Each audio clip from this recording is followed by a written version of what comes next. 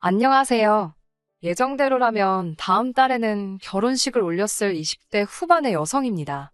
저도 이 결혼을 준비하면서 다른 사람들과 같이 사랑하는 남편과 화목한 가정을 꾸리고 행복하게 사는 삶을 몇 번이고 그렸습니다. 그렇지만 결혼이라는 게 단지 두 사람이 사랑만 가지고 하는 것이 아니라 서로 다른 두 가정이 만나 새로운 가정을 꾸리는 거라는 중요한 사실을 제가 잊고 있었던 것 같습니다. 저는 도저히 시댁을 받아들일 수 없어서 파혼을 결심했어요. 저와 남자친구는 같은 회사에서 일하다가 사귀게 된 사이입니다. 사실 비슷한 시기에 입사를 했기 때문에 저나 남자친구나 둘 다 안면은 튼 사이였지만 한 번도 제대로 대화를 나눠본 적은 없었습니다. 저는 출근하면 조용히 자리에서 제 할 일만 하고 집에 가는 소위 있는 듯 없는 듯한 공기 같은 사람인데 반해 남자친구는 주변 사람들한테 관심도 많고 이목을 끄는 시끌시끌한 성격이었어요. 저는 그래서 남자친구에게 관심은커녕 오히려 좀 성가시다고 생각할 정도였습니다. 하지만 나중에 남자친구에게 들은 바로는 자기는 세상 조용한 제가 너무나도 신기했다고 그래요. 자기가 제 관심을 끌기 위해서 별짓을 다 해도 그냥 어쩌다 한 번씩 웃어줄 뿐 반응이 없더라면서. 그래서 나중엔 오기가 생겨서 어떻게든 저를 웃게 만들겠다는 생각을 하고 출근한 적도 있었다고요. 그런 남자친구의 노력 덕분인지 저도 결국엔 남자친구에게 마음의 문을 열게 되었고, 그렇게 연애를 시작했습니다. 하지만 많은 회사들이 그렇듯이 위에서 사내 커플을 그다지 좋게 보지 않는 눈치였어요. 특히 남자친구와 제가 다니던 회사는 그렇게 큰 회사는 아니었거든요. 결국 3달 정도 지나서 제가 동종업계의 다른 회사로 이직을 했습니다. 더 좋은 조건으로 스카우트 제의가 있던 차였거든요. 전 회사가 정이 들었기도 하고 출퇴근 교통이 제가 살던 집에서 훨씬 좋아서 고민하고 있던 차였는데 사내 연애를 가지고 직원들 사이에 이런저런 이야기가 나오니 그냥 옮겨버리게 되었어요. 이직한 회사는 원래 다니던 회사보다 규모 면에서 좀 더 크고 젊은 사람들도 많았어요. 그렇다 보니 꼭 술자리가 아니더라도 회사 내 이런저런 모임이 많아서 다양한 동료들과 자주 어울리게 되더라고요. 그런데 남자친구가 그런 제 생활의 변화를 보더니 뭔가 불안했던 건지 안 되겠다며 결혼을 하자고 하더라고요. 그렇게 저희는 결혼 준비를 시작하게 되었습니다. 외동딸을 갑자기 시집 보내게 되었다며 친정부모님이 많이 서운해하시긴 했지만 그래도 결국엔 제가 행복하기만 하면 그걸로 충분하다 하시며 기쁜 마음으로 허락해 주셨습니다. 양가 어른들에게 큰 이견이 없었으니 결혼 준비는 원만하게 진행되었습니다. 그러다 첫 번째 난관에 봉착하게 되었는데 그건 바로 집 문제였습니다. 다른 신혼부부들과 마찬가지로 저희도 예산이 문제였습니다. 당시 제가 결혼 자금으로 모아둔 돈이 1억 정도 있었고 남자친구도 5천 정도 있었지만 1억 5천으로는 서울에서 웬만한 전세를 구하기도 쉽지 않더라고요. 제가 집 문제로 골머리를 앓고 있으니 친정어머니가 그럼 당신이 소유하고 계신 아파트에 전세로 들어오라 하셨습니다. 대신 거래는 거래니까 깔끔하게 1억 5천을 전세 자금으로 내라고 하셨고요. 저도 그게 오히려 마음이 편하고 좋아서 남자친구에게 그러자 하니 아무리 그래도 부모 자식 간인데 그렇게 거래를 할 필요가 있냐며 싫은 티를 내더라고요. 친정어머니가 그 돈을 안 받으면 무슨 BMW 어떤 모델을 살 수 있다나 뭐라 하면서요. 친정어머니가 신경 써준 부분을 가지고 오히려 뻔뻔하게 저러고 있으니 제가 그럼 그냥 엄마 집 들어가지 말고 우리 힘으로 알아보자 했는데 부동산을 10군데를 가봐도 1억 5천으로 서울에서 어떻게 아파트를 구하겠어요. 결국 남자친구도 자기가 잘못했다는 걸 인정하고 친정어머니가 처음에 말씀하신 대로 하기로 했습니다. 전세금을 받는 대신에 아파트 리모델링 같은 내부 공사는 친정어머니가 어머니 선에서 전부 다 해주기로 하셨어요. 저희가 결혼식보다 주택 문제에 먼저 신경을 쓰게 된 이유는 코로나 때문이었습니다. 평생 한 번뿐인 결혼식인데 제한된 인원을 초대해야 하는 것도 싫었고 결혼식 촬영을 전부 마스크 쓰고 하는 것도 여러모로 내키지가 않았기에 결혼식만큼은 조금 미루게 되더라도 상황이 좀 더 나아지면 하자고 이야기가 되었기 때문입니다. 특히나 남자친구의 경우 서울에서 살고 있던 전세집이 계약이 끝나가고 있었기 때문에 그런 타이밍도 고려해야만 했고요. 아무튼 그리하여 저희가 먼저 살림을 차리게 되었습니다. 그리고 그때부터 생각지도 못했던 시집살이가 시작되었네요. 제 시집살이를 설명하기 위해서는 양쪽 집안의 가족 환경을 소개해야만 하겠습니다. 저희 친정부모님은 두 분 다 가족이 많지 않으세요. 저를 기준으로 친가로는 큰아버지가 계시고 외가로는 이모가 한 분 계십니다. 그게 다예요. 다들 자녀들도 한둘밖에 없어서 다 모여도 15명이 채 되질 않습니다. 저도 외동이고요. 반면에 남편 쪽은 시아버지만 이미 5남 1녀 중 장남이십니다. 그리고 남자친구도 2남 1녀 중 맞이이고요. 저희 친정은 가족 내 행사가 있거나 명절이면 좋은 식당에 가서 다 같이 맛있는 한 끼 먹기를 좋아합니다. 다들 술을 별로 즐기지 않고요. 반면에 남자친구네는 거의 40명도 넘는 사람들이 모여서 왁자지껄하게 먹고 떠들고 술 마시길 좋아한다고 하더라고요. 가족들끼리 한 번 모여서 그렇게 하고 나면 그 가게는 그날 완전 장사 대박 낸 거라고. 과장이 조금 있기는 하겠지만 정말 몇백만 원치씩 먹는다고 하더라고요. 결혼 이야기가 나오기 전에는 한 번도 가본 적이 없었기 때문에 그게 어떤 건지 가늠조차 하질 못했네요. 그러다 얼마 전 아파트 내부 공사가 다 끝나고 집들이를 위해 남자친구의 부모님을 초대한 일이 있었습니다. 남자친구의 부모님은 어차피 결혼하면 다 한 가족으로 보고 지낼 사이인데 이참에 미리 얼굴 트면 편하고 좋지 않겠냐 하시면서 친척분들의 연락처를 저에게 보내주셨습니다. 고작 22평짜리 아파트에 좋기 30명도 넘는 사람들을 부르라니 생각만 해도 아찔하더라고요. 저는 남자친구에게 자가도 아니고 전세인데 무슨 집들이를 이렇게 크게 하냐고. 그리고 한다고 쳐도 어떻게 이 많은 사람들이 이 작은 집에 오게 하냐고 말도 안 된다고 했습니다.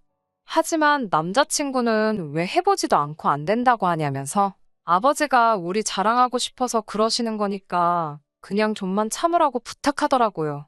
그러면서 정 안 되면 시간차를 두고 오시라 하면 된다는 말도 안 되는 소리를 하더라고요. 시간차라니 예약제도 아니고 2시간 간격으로 친척분들을 한 분 한 분 모시라는 소리인가요? 도저히 말이 통하지 않아서 그럼 음식은 어떻게 하냐고 하니까 그런 건 그냥 배달시켜도 된다면서 신경 쓰지 말라고 하더라고요. 아무리 말해도 상황이 달라질 것 같지도 않고 한숨만 나왔습니다. 솔직히 가족마다 성향이 다르고 같이 시간을 보내는 방식도 다를 수 있다는 거 저도 잘 알아요.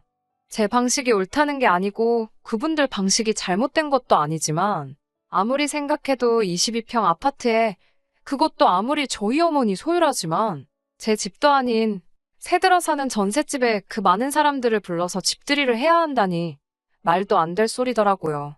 하지만 아무도 제 말에 귀 기울여 주지 않더라고요. 그리고 솔직히 이미 저는 속으로 이 결혼하는 게 맞나 그런 생각을 하고 있었습니다. 무슨 기회만 되면 이 모든 식구들이 모인다는 건데 생각만 해도 앞이 깜깜하더라고요. 하지만 결국 시간은 갔고 집들이 날이 되었습니다. 그래도 다행인 건 몇몇 어른들은 코로나 무서워서 못 오신다 하셔서 결과적으로 오게 된 건 시부모님 내외와 시아버지의 형제분들이 전부였어요. 그렇다고 마음에 부담이 덜해지는 건 아니었지만 그래도 한결 마음이 놓였습니다. 남편의 말대로 저는 근처 적당한 중식당에서 몇 가지 요리를 시켰습니다. 음식 직접 안 했다고 혼나는 거 아니냐며 제가 걱정을 하자 남자친구 말이 자기네 가족은 그런 건 아무도 신경 안 쓴다고. 하지만 분위기만큼은 잘 맞춰야 된다고. 그래야 이쁨 받을 거라고 조언을 해주더라고요. 분위기를 잘 맞춘다는 게 묻는 말에 대답 잘하고 잘 웃고 그러라는 건가 싶어서 그런 거야 식은죽 먹기지라고 제가 대답을 했어요. 그런데 설마 저에게 기대하는 게 그런 역할일 거라곤 전 정말 상상조차 하지 못했습니다. 6시 반쯤 되자 남자친구의 부모님을 비롯한 모든 어른들이 도착하셨습니다. 음식도 제때 도착했고 아무런 문제가 없어 보였어요. 그런데 식사가 시작되면서 생각지도 못한 상황이 펼쳐졌습니다. 남자친구의 아버지가 저더러 잠깐 이리 좀 옆에 와서 앉아보라고 하시더라고요. 이때만 해도 저는 정말 그냥 절며느리로 형제분들께 정식으로 소개해 주려고 하시나 보다 싶었어요. 그런데 제 앞으로 술잔을 딱 내미시면서 어디 한 잔 따라봐라 하시는 거예요. 저는 성인이 되면서 아버지께 술을 배웠는데 저희 아버지가 그때 말씀하시길 여자는 술 따르는 거 아니라고 아버지 술잔도 못 채우게 하셨거든요. 그런데 남자친구 아버지가 술을 따르라 하니까 기분이 영 좋지 않더라고요. 그렇지만 원래도 술을 좋아하신다는 건 알고 있었고, 또 기분이 좋아서 그러시는 건가 싶어서 그냥 싫은 티 안 내고 한 잔 따라 드렸습니다. 그러자 저보고 참 센스가 없다고 사람이 어떻게 술만 마시냐고 하시면서 안주는 어디다 팔아먹었냐고 하시는 거예요. 솔직히 이때부터는 기분이 급속도로 안 좋아졌지만 한 번만 더 참자 했어요. 앞에 남자친구 아버지의 형제분들도 계셨으니까요. 그래서 탕수육을 몇 개 집어서 남자친구 아버님 앞접시에 놓아드렸어요. 그랬더니 입을 아벌리면서 무슨 여자가 이렇게 애교가 없냐고 하시는 거예요. 제가 순간 당황해서 벙쪄 있으니까 남자친구 어머님이 아버님께 채통 좀 지키라 한마디 하시면서 탕수육을 집어서 입에 넣어주셨어요. 그러자 남자친구 아버님이 탕수육을 오물오물 드시면서 젊은 여자가 주는 것 좀 먹어보려고 하는데 늙은 마누라가 방해를 하네 하면서 껄껄 웃고 있는 거예요. 그 말을 들으니 솔직히 저게 이런 자리에서 하실 말인가 생각하고 있는데 아버님, 형제분들도 그게 뭐가 그렇게 재밌는지 아주 배꼽을 잡으면서 웃고 있더라고요. 그러다 며느리 도망가겠다고 조심 좀 하라고 재미 하나도 없는 추임새까지 넣으시면서요. 그래도 거기서 멈추셨으면 제가 파혼까지는 생각 안 했을 거예요. 제가 너무 어색하고 불편해서 슬쩍 부엌으로 가려고 하니까 남자친구 아버님이 저더러 가긴 어딜 가냐며 저 빈잔들 안 보이냐고 얼른 옆에 가서 한 잔씩 다 따라주고 안주도 하나씩 먹여드리고 하라는 거예요. 제가 솔직히 하기 싫어서 우물쭈물 하고 있으니 아버님 동생분들이 자기들끼리 막 저를 보면서 실실 웃으며 쑥스러워서 그러냐면서 웃더라고요. 우리들은 안주 입에 안 넣어줘도 되니까 빈잔만 채우라고 하더군요. 한 분 한 분 돌아가면서 빈잔을 채우고 있는데 잔을 채울 때마다 친척분들 시선이 느껴지니 제가 마치 동물원의 원숭이가 된 기분이기도 하고 잠 받을 때마다 조카 덕에 이 나이에 젊은 여자한테 술도 받아보고 아주 출세했다고 좋다며 웃는데 접대부가 된 기분이기도 하고 한마디로 기분이 더러웠습니다. 한 바퀴 다 돌고 나서 남자친구를 살짝 불러내 이게 무슨 경우냐고 물으니까 아저씨들이 모여서 농담 따먹기 한다 생각하고 적당히 맞춰주라는 거예요. 그래서 제가 분위기 맞춰달라는 게 이런 거였냐. 아무리 자기 부모님이고 친척들이셔도 나를 막대하는 건 아니다. 서로 존중을 해줘야 하는 거 아니냐. 우리 부모님이 당신한테 이렇게 막한 적 있냐 하니까 자기 가족들은 원래 부침성이 좋아서 그렇다는 말도 안 되는 헛소리를 하더라고요. 부침성이라니 유쾌한 것과 막대 먹은 것의 차이를 모르는가 싶었습니다. 지금 생각해보면 이때 파혼하자고 했어야 하는 게 맞는데 그래도 이런 경우는 저도 처음 겪는 일이기도 하고 가풍이 다를 수도 있다는 생각도 들어서 솔직히 옳고 그름에 대한 기준이 명확치 않았어요. 정말 기분이 나빴는데 남자친구 말처럼 동시에 내가 너무 오버하는 건가 그런 생각도 들었거든요. 그런데 엊그제 남자친구 고모님 생신이라서 가족 모임에 갔다가 이 집하곤 정말로 상종을 말아야겠다는 확신에 남자친구가 바라던 대로 아주 생신 자리에서 분위기 메이커가 돼서 돌아왔습니다. 사실 결혼 전에 남자친구의 고모님 생신까지 챙겨야 된다는 게 생각지도 못했던 일이라 부담스럽고 걱정이 되었습니다. 하지만 제가 파혼을 하겠다는 다짐을 하게 된 건 단지 일가 친척의 생일을 다 챙기게 생겼다는 걱정 때문이 아닙니다. 그 자리에서 저를 대하는 남자친구 아버님의 태도 때문이었습니다.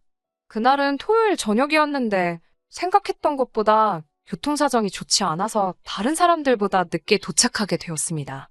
도착하니 벌써 식사를 하신 분들도 계시고 아무튼 정신이 하나도 없었습니다. 저번 집들이 때랑은 비교도 안 되게 정말 많은 분들이 와 계셨거든요. 그 가운데서 분위기를 진두지휘하시던 남자친구의 아버님이 저 멀리서 저와 남자친구를 발견하시곤 어찌나 좋아하시던지요.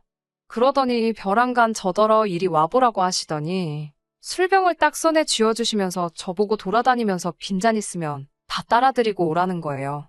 몇몇 분들이 아무리 며느리 될 사람이어도 왜 그런 걸 시키냐고 말리는데도 들은 채도 안 하고 내가 내 며느리한테 술을 따르라고 시키든 춤을 추라고 시키든 당신들이 뭔 상관이냐? 하면서 고개를 돌려 저를 쳐다보면서 그리고 며느리 도리가 다 뭐야. 시아버지가 하라면 네 아버님 하고 죽는 신용도 해야지.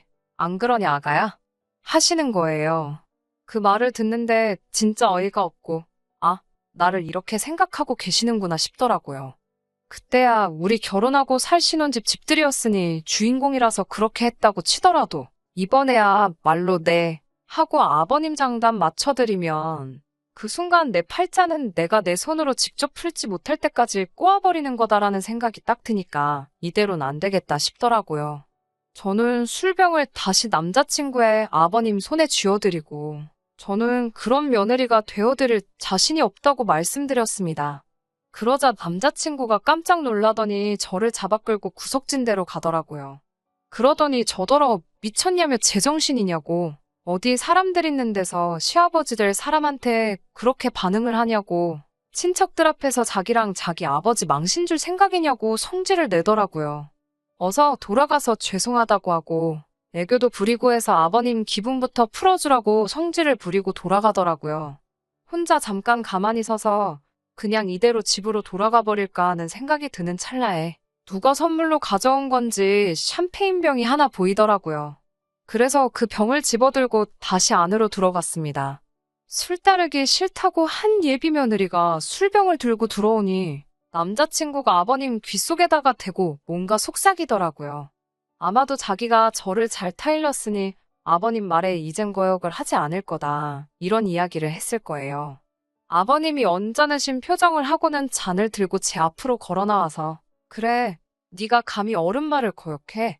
어디 한번 따라봐라 하는 세상 근엄한 표정을 하고 서 계셨으니까요. 그 자리에서 욕을 해버릴까 했지만 꾹 참고 샴페인병을 기울였습니다. 뻥하는 소리와 함께 코르크가 아버님 미간에 그대로 적중했고 샴페인은 그대로 압력을 이기지 못해 쏟아져 나왔어요. 저는 손가락으로 병 입구를 틀어막으면서 그대로 아버님 얼굴에다가 샴페인을 뿌려버렸습니다. 사실 이미 샴페인병을 들고 오면서 이렇게 할 생각에 안 보이는 곳에 숨어서 병을 엄청나게 흔들어댔거든요. 병뚜껑에 맞아서 정신이 없는 아버님 얼굴 위로 샴페인이 흩뿌려지니 아예 정신을 못 차리시고 옆에 있는 의자에 풀썩 주저앉으시더라고요. 그대로 아버님한테는 그토록 원하던 젊은 여자가 따라주는 술맛이 어떠시냐고 비아냥대면서 물어봤어요. 마지막 한 방울까지 아버님 얼굴에 뿌리고 싶었는데 저를 말리러 뛰쳐나온 남자친구 때문에 그러진 못했습니다. 남자친구한테도 소리를 지르면서 뭐 애교를 부려서 기분을 풀어주라고. 야, 그럴 거면 차라리 개나 고양이를 키우지 왜 애완동물이 할 일을 예비며느리한테서 찾고 난리냐고 쏘아붙였어요. 한 번이면 참겠는데 사이즈 봐서는 아무래도 이 집에 시집 오면 평생 너네 가족들 술만 따르게 생겼다고. 전세금으로 넣어둔 5천만 원은 내일 당장 보내줄 테니까 결혼은 없었던 일로 하자고 소리 지르고 그 자리를 나와버렸습니다. 얼마나 긴장을 했는지 밖에 나와서 방 공기를 맞으니까 숨이 가빠지고 온몸에 기운이 쭉 빠지면서 한기가 돌아 몸이 벌벌 떨리더라고요. 그래도 마음 하나만큼은 후련하고 집으로 향하는 발걸음이 그렇게 가벼울 수가 없었습니다. 남자친구가 원래부터 가벼운 성격이라서 그냥 밝고 분위기 주도하는 재밌는 사람인 줄 알았는데 매너가 없는 집안에서 배워먹은 거라고는 상상도 못했네요. 그것도 집안 유전인가 봐요. 아무튼 그렇게 저는 파혼을 하게 되었네요. 바로 엊그제 일인데 남자친구한테 미안하다고 자기 아버지한테는 저한테 다시는 그런 대우하지 못하게 잘 말해놓을 테니 자기들한테 기회를 달라고 연락이 왔어요. 꼴랑 5천만 원 모아놓은 거 가지고 전세긴 하지만 서울에 집도 마련해서 시작할 수 있었는데 막상 포기하려니 아쉬웠는가 보죠. 제가 그 난장판을 피고 왔는데도 다시 잘해보자는 소리 나오는 거 보니까요. 일 없다고 아버님한테나 친척 어른들한테 군말 없이 한 명 한 명 술 따라주면서 애교 부리는 그런 여자 찾아서 결혼하라고. 그리고 되도록 앞으로는 어떤 이유로든 마주칠 일 없게 잘 행동하라고 했습니다. 괜히 제 눈에 거슬렸다간 너한테도 아버님한테 한 거랑 똑같이 샴페인으로 샤워를 시켜주겠다고요. 이미 한 번 저지른 건데 두 번은 또 못하겠냐고 성질을 부리니 쫄은 건지 대답도 못하고 깨갱하더라고요.